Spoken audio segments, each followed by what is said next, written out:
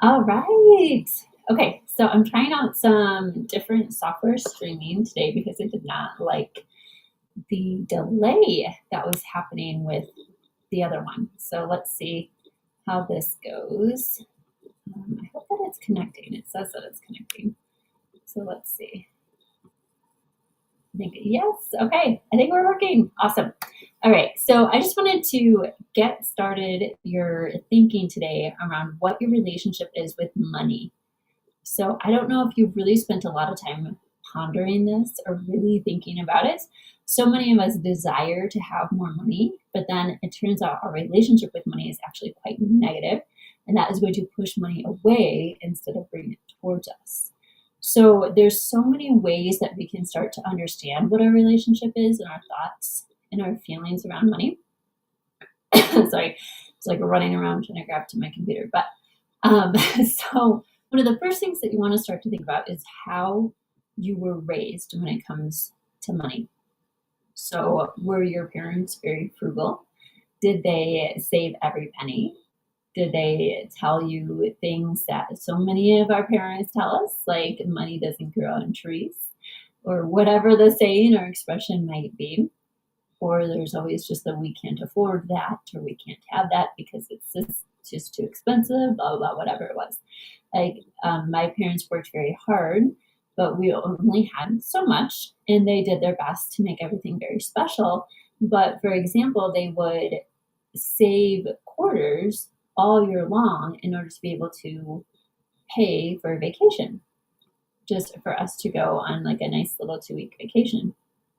It's throughout the year. So I just kind of grew up in this environment knowing that there was a limit to money, right? Money is scarce, money is hard to come by.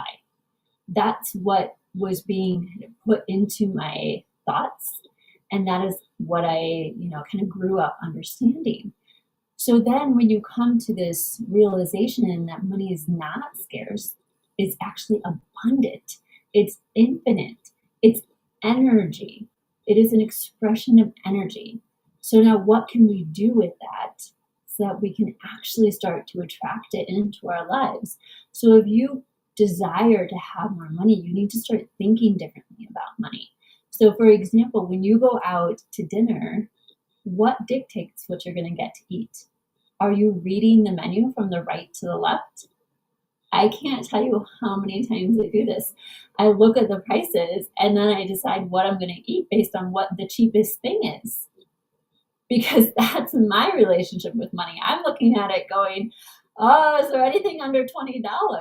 And that's not how you should be thinking if you really want to attract more abundance and more money into your life. So it's all of these little things, and it's amazing when you start to really think about it. You start to understand your money habits. You start to understand where these thoughts are coming from.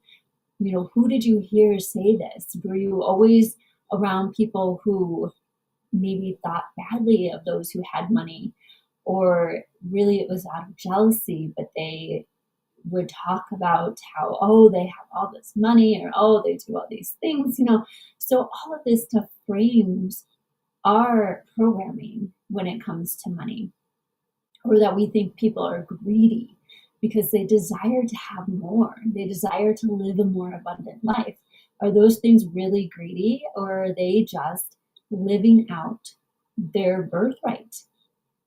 You are born to live an abundant and fulfilling life. You are not supposed to be in this sensation of scarcity and lack and competitive, because that's the other thing, that it can start to drive competition instead of creation. So when you start working with other people and start trying to create rather than compete, it's really amazing the things that can happen. So just start thinking a little bit about that today. That is your assignment for today. So as you're going about your day, as you're making decisions, so you're thinking, oh, we'd really love to go on vacation, but just don't have the money to do it. Or, oh, it would be so nice to go here on vacation, but we just don't have the money for that. So we're going to settle for this, and it's going to be just fine. And you try to convince yourself that that's what you want, even though you know it's not what you truly desire. you desire to go to, I don't know, Thailand or somewhere amazing and exotic, and instead you're settling for, not that I love Florida, but you're settling for Florida because that's cheaper and we can afford that. But we can't afford, like, or maybe Tahiti. That sounds even more exotic. So we can't afford Tahiti, which is what I really want to do. So we're going to settle for this because this is what we can maybe afford. So all of these places where we let money dictate what we are doing in our lives, and we let money make the decisions for us. So is that how you want to live? Or do you want to make decisions based on what you want and make money work for you? Because money is a tool, right? So look at all these little aspects of your life. Look at, do you buy things at the store because they're on sale? I mean, I caught myself. I went to Costco this weekend and I was like, I'm getting this because that's on sale, that's on sale. And afterwards I was like, I just completely let money decide what I was going to buy from the store. And I didn't even think twice because it was so easy to fall back into those old patterns and habits.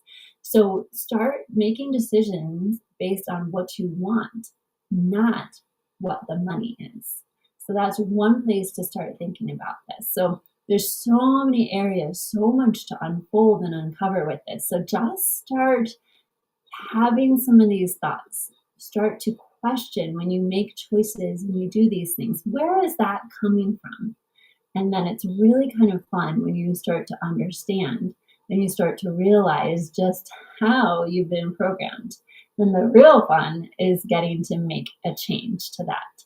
And that is where I love helping people. So if you are ready to start making these changes, please let me know and let's do it today.